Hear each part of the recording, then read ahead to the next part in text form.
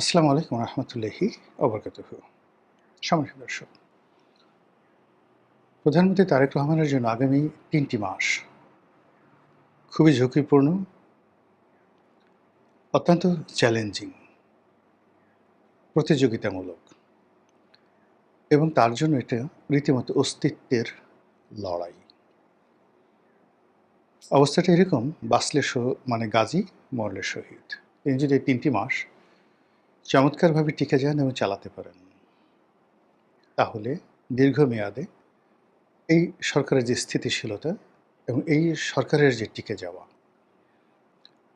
এটি অনেকটা সম্ভব হবে।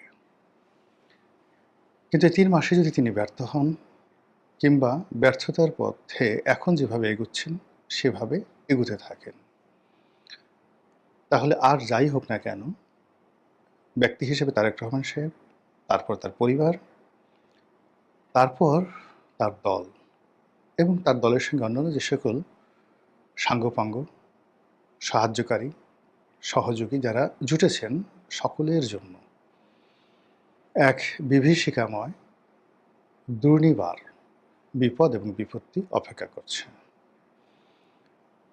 সেটা কেন এবং কিভাবে, একটা একটা করে আমি খুব ধীরে সুস্থে বলার চেষ্টা করব সংক্ষেপে। প্রথম কারণটা হলো প্রাকৃতিক। প্রাকৃতিক আপনি দেখুন যে কতগুলো পরিবার যাদের জীবনে দুর্ভোগ দুর্দশা নিত্য নৈমিত্তিক, কতগুলো পরিবার, কতগুলো ব্যক্তি যাদের জীবনে হতাশা, অপমান, দুঃখ, দুর্দশা, এমনকি আরও মারাত্মক কিছু, এটি অহরহ ঘটে থাকে।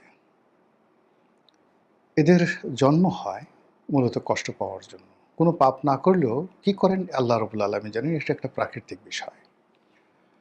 তো সেই দিক থেকে আপনি যদি শহীদ প্রেসিডেন্ট জিয়াউর রহমান, তাহলে কিংবা বেগম খালেদা জিয়া, এদের জীবনের পুরোটা আপনি মূল্যায়ন করুন। আমরা এখন অনেকে বেগম জিয়াকে স্লোগান দিচ্ছি, কিন্তু তিনি তো জীবনের একটা বিরাট সময় ১৭ বছর যে কষ্ট করেছেন, এটা পৃথিবীর কয়জন নারী এই কাজগুলো করেছে? কিংবা ধরুন এরশাদের জমানাতে তিনি পুরো ৯টি বছর, এখানে ১৭ বছর বা ১৯ বছর, 111 থেকে এই পর্যন্ত ১৯ বছর তিনি যে কষ্ট করেছেন, আর ১০ বছর এরশাদের জমানাতে, তো ১০ আর ১৯, ২৯ বছর কন্টিনিউয়াসলি তিনি অপমানিত হয়েছেন, লাঞ্ছিত হয়েছেন, কষ্ট পেয়েছেন। তার আগে তার স্বামীর মৃত্যু, যে বীভৎস মৃত্যু, এবং পরিবারটি যেভাবে অসহায় করে রেখে যাওয়া হয়েছে। অর্থ সংকট ছিল, দুটো, একটা বালক আর একটি কিশোর সন্তান। তাদেরকে নিয়ে এই বিধবা মহিলার জীবনের যে সংগ্রাম, আচ্ছা বলুন তো, এই সংগ্রামের সঙ্গে আপনি তার আভিজাত্য, তার শিক্ষা, তার প্রাপ্তি, এগুলো মিলাতে পারবেন না। মনে হচ্ছে যে প্রাসাদ নন্দিনী প্রাসাদের মধ্যে বসে বন্দিনী হিসেবে কাঁদছেন। ওনার কষ্টগুলো, ওনার বেদনাগুলো যদি একত্রে করে দেওয়া হয়, এই কষ্ট আপনি রাস্তার যে একজন মুটে আছে, মজুর আছে, যিনি ইটের ভাটায় কাজ করেন আর সেই ইটের চুল্লির পাশে ঘুমিয়ে যান না খেয়ে, তাকেও যদি বলা হয় তুমি এই কষ্টগুলো নাও, কষ্টগুলো নেওয়ার পরে প্রধানমন্ত্রীর চেয়ারে বসো, রাজি হবেন না। এরপরে আসেন জিয়াউর রহমান সাহেব, সব কথা বাদ দেন। তিনি খালেদ মোশাররফের জমানাতে গ্রেপ্তার হলেন। ওই সময়টি তার বন্দি জীবন। পরবর্তীতে ক্ষমতা আরোহণ করার পরে আনুমানিক প্রায় ১০০-র মতো কূ হয়েছে, গোপন এবং প্রকাশ্যে। এর মধ্যে অন্তত ৪০টি কূ তিনি দমন করেছেন। এর প্রতিটা সময় এই খবর যখন আসছে, তার হৃদয় এবং মন মানসিকতার মধ্যে যে ভয়, আতঙ্ক, ঘৃণা, অনিশ্চয়তা তৈরি হয়েছে, এ জীবন কারো কাম্য নয়। এরপর তিনি যেভাবে তাকে মারা হয়েছে, ছিন্ন বিচ্ছিন্ন করে দেওয়া হয়েছে লাশ, আপনাদের মধ্যে কে বলেন তো রাজি হবেন যে ৩.৫ বছর আপনি ক্ষমতায় থাকবেন, ক্ষমতার পর চট্টগ্রাম সার্কিট হাউসে আপনাকে ওভাবে জিয়াউর রহমানের মতো ব্রাশ ফায়ার করে মেরে ফেলা হবে? এরকম ঘোষণা দিয়ে বাংলাদেশে একজন লোক আপনি পাবেন? কেউ পাবেন না, কেউ যাবে না। এখন তারেক রহমান সাহেবের জীবনে আসেন। তিনি কিশোর বয়সে পিতা হারিয়েছেন। তার মায়ের দুর্ভোগ এবং দুর্দশা চাক্ষুষ তিনি দেখেছেন এবং কোনো সন্তানই তার পিতামাতার এই দুঃখ কষ্ট ধারণ করলে তার স্বাভাবিক মনোবিকাশ হয় না। এরপর তার নিজের উপর যে জুলুম চলেছে, অত্যাচার চলেছে এবং তিনি ১৮-১৯ বছর এক্সাইলে দেশের বাইরে ছিলেন। কাজে আপনি চিন্তা করুন এই জিয়া পরিবারের উপরে যে সকল গ্রহ নক্ষত্রের নড়াচড়া হচ্ছে,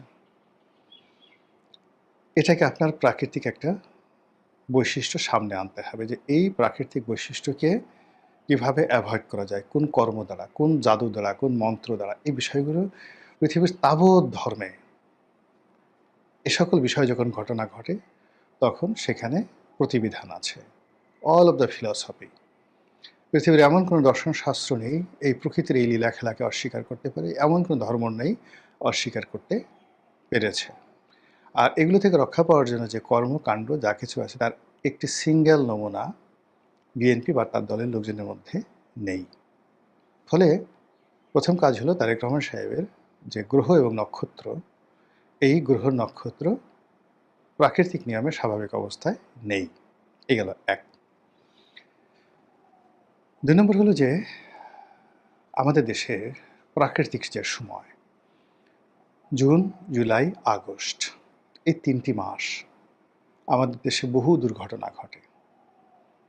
ঝড়, বৃষ্টি, বন্যা, বাদল, ফসলহানি, মানুষের মন খারাপ, প্রকৃতি বিরূপ পরিস্থিতি সব মিলিয়ে এই সময়টিতে যে সকল দুর্ঘটনা ঘটে এটার চূড়ান্ত একটা ফলাফল হয় সেপ্টেম্বর মাসে। কাজেই এই যে তারেক রহমান সাহেবের এখন যে সময় জুন মাস যাচ্ছে, জুন, জুলাই, আগস্ট, এই ৩টি মাসের যা কিছু কর্ম এটি সেপ্টেম্বর মাসে আপনারা দেখতে পাবেন। আপনি যদি শেখ হাসিনার জীবন দেখেন একই ঘটনা ঘটেছে। আপনি যদি জিয়াউর রহমানের ঘটনা দেখেন, এরশাদের ঘটনা দেখেন, তারপর খন্দকার মোশতাকের ঘটনা দেখেন, সবই কিন্তু জুন, জুলাই, আগস্ট, সেপ্টেম্বর। সেপ্টেম্বরের শেষ সবকিছু। তো সেই দিক থেকে এই যে আগামী ৩টি মাস দেশের অর্থনীতি, budget, tax collection, foreign relation, বিদেশের সাথে বন্ধুত্ব করা, সরকারি স্থিতিশীলতা, আমলাতন্ত্রের উপর, রাষ্ট্রতন্ত্রের উপর প্রভাব বিস্তার করা, সব কিছু নিয়ন্ত্রণে আনা, জনগণের কল্যাণ সাধন করা, জনগণকে সরকারের পক্ষে নিয়ে আসা, প্রতিদ্বন্দ্বীদের মনে ভয় সৃষ্টি করা, আর প্রতিপক্ষ যারা রয়েছে তাদের সঙ্গে সহনশীল সম্পর্ক। আচ্ছা বলেন তো একটা উপকরণ জনাব তারেক রহমান সাহেবের পক্ষে আছে? সরকারের ৪ মাসে কোনো একটি রাষ্ট্রের সঙ্গে কি কৌশলগত সম্পর্ক স্থাপন করা গিয়েছে? আগামী ৩ মাসে করা যাবে তার কোনো নমুনা আছে? প্রশ্নই আসে না। তিনি মালয়েশিয়াতে যাচ্ছেন। মালয়েশিয়াতে যেখানে বর্তমান প্রধানমন্ত্রী ডক্টর মোহাম্মদ ইউনূসের ঘনিষ্ঠ বন্ধু, যিনি ডক্টর মোহাম্মদ ইউনূসের সঙ্গে দেখা করতে কোনো রকম প্রোটোকল ছাড়া চলে এসেছেন। তো সেই দেশে তারেক রহমান সাহেব যাচ্ছেন। সেখানে ডক্টর মোহাম্মদ ইউনূসের সাথে সম্পর্কটা লেনা-দেনা একটা গুরুত্বপূর্ণ বিষয়। ২ নম্বর হলো যে ২০০১ থেকে ২০০৬ সালে যখন তারেক রহমান সাহেব ক্ষমতাধর ছিলেন, তখন মালয়েশিয়াতে তার বিনিয়োগ নিয়ে, তার অর্থ নিয়ে নানা রকম কথাবার্তা ছিল। বিএনপির অনেক প্রভাবশালী নেতা মালয়েশিয়াতে সেকেন্ড হোম করেছিলেন। মালয়েশিয়াতে বাংলাদেশিদের, সেটা বিএনপি হোক, আওয়ামী লীগ হোক, তাদের ফান্ড ট্রান্সফার করা, থাকা, ব্যবসা-বাণিজ্য করা, সম্পত্তি ক্রয় করা, এটার একটা স্বর্গরাজ্য। আরাফাত রহমান কোকো সেখানে ছিলেন। তার স্ত্রী এবং সন্তানেরা সেখানেই লালিত পালিত হয়েছেন এবং এখনও সম্ভবত সেখানেই আছেন। তো সেই মালয়েশিয়াতে তিনি যাচ্ছেন, সেটা কি তার ব্যক্তিগত সফর, রাষ্ট্রীয় সফর, লোক দেখানো সফর, নাকি ডক্টর মোহাম্মদ ইউনূসের বন্ধুর সঙ্গে যেকোনো একটা সমঝোতা বোঝাপড়া? এর কারণ হলো ডক্টর মোহাম্মদ ইউনূস এই মালয়েশিয়াকে টার্গেট করেই একটি ম্যান পাওয়ার লাইসেন্স করেছিলেন। তো সেই ম্যানপাওয়ারের লাইসেন্সটি এখনও বহাল আছে, কিন্তু ইউনূস সাহেবের ক্ষমতায় চলে যাওয়ার পর মালয়েশিয়াতে একটা লোকও পাঠানো যাচ্ছে না, এখনও পর্যন্ত সেটি অ্যাপ্রুভ করেনি। তো মালয়েশিয়াতে যদি লোক পাঠাতে হয় তাহলে কি আনোয়ার ইব্রাহিম প্রধানমন্ত্রী, তার কোনো অনুরোধ আছে, নির্দেশনা আছে, সাজেশন আছে ইউনূসের ব্যাপারে? সেটা কিভাবে জনাব তারেক রহমান সাহেব সামঞ্জস্য করবেন? এবং সেখান থেকে তিনি সরাসরি যাবেন বেইজিংয়ে। আমেরিকার সঙ্গে যে চুক্তি হয়েছে, যে কোঅপারেশন, সেই কোঅপারেশনটি মাথার উপর রেখে বেইজিংয়ে যাওয়াটাই মানে আমার কাছে ওয়াইজ মনে হচ্ছে না। কোনোভাবে খলিল রহমান বলেন, বাংলাদেশে এমন কোনো কূটনীতিবিদ নেই যে আমেরিকার এই যাকে বলা হয় চুক্তিটা মাথায় নিয়ে বেইজিংয়ের সঙ্গে সম্পর্ক স্থাপন করবেন এবং বেইজিংয়ের প্রাইভেট এবং পাবলিক ফান্ড বাংলাদেশে আনবেন। এটি শুয়ের পেছন দিয়ে উট ঢোকার মতো অসম্ভব একটি ঘটনা। কাজে বেইজিং যাওয়ার আগে তাকে দুটো বিষয় সিদ্ধান্ত নিতে হতো বা হবে। এক, আমেরিকার সঙ্গে থাকবেন, বেইজিংয়ের সঙ্গে জাস্ট ফরমাল। আর আমেরিকাকে তালাক দিয়ে বেইজিংয়ের কৌশলগত বন্ধুত্ব হবেন বা বন্ধুত্ব শুরু করবেন বেইজিংয়ের সঙ্গে। আগামী ৩ মাসে তিনি বা তার সরকার এরকম একটি গুরুতর সম্পর্ক স্থাপন করবেন, রিলেশন করবেন বা যা কিছু করবেন, এটা অসম্ভব একটা বিষয় হয়ে দাঁড়িয়েছে। এর বাইরে ভারতের কূটনীতি তো আছেই।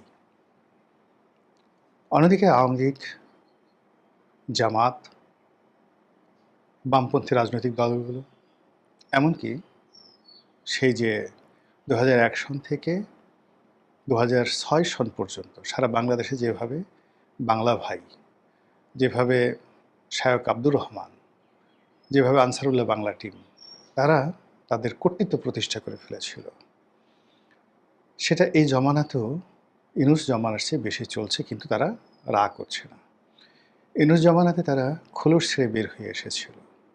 আপনি হিজবুত তাহরিরকে দেখা যেত, তারা প্রকাশ্যে তাদের কাজকর্ম চালাতো এবং প্রশাসন রাষ্ট্রযন্ত্রে অনেক হিজবুত তাহরির লোক এখনও আছে। ইউনূস জমানাতে তারা ওপেন হয়েছিল, মনে করা হতো তারা আসলে জামাতি লোক, কিন্তু বেসিক্যালি নট, তারা হিজবুত তাহরির লোক। ইটস গোপন একটা সংগঠন, অত্যন্ত শক্তিশালী। এই সংগঠনটি গত ৪ মাসে তারেক রহমানের জমানাতে একেবারে নিশ্চুপ হয়ে আছে, কিন্তু তাদের অ্যাক্টিভিটিস আগের চেয়ে আরও বেশি করে চলছে। It is very dangerous for mister Rahman. তো মিস্টার রহমান মানে তারেক রহমান, তিনি যে কাজগুলো করছেন সেই কাজগুলোর মধ্যে মেধার ধারাবাহিকতা, এগুলোর পরিবর্তে চমক বেশি দেখা যাচ্ছে। তিনি এখানে রাষ্ট্রসত্তার যে অস্তিত্ব, বিএনপির যে অগ্রযাত্রা, এগুলোর চাইতে চমক সৃষ্টি করা, নিজে গাড়ি ড্রাইভ করা, মিডিয়াতে বারবার আসা এবং যে কোনো কারণে তার কন্যার, তার স্ত্রী, তাদের প্রশংসা, তাদের ইতিবাচক গুণগান মানুষ করুক এবং সেই জিনিসগুলো সামনে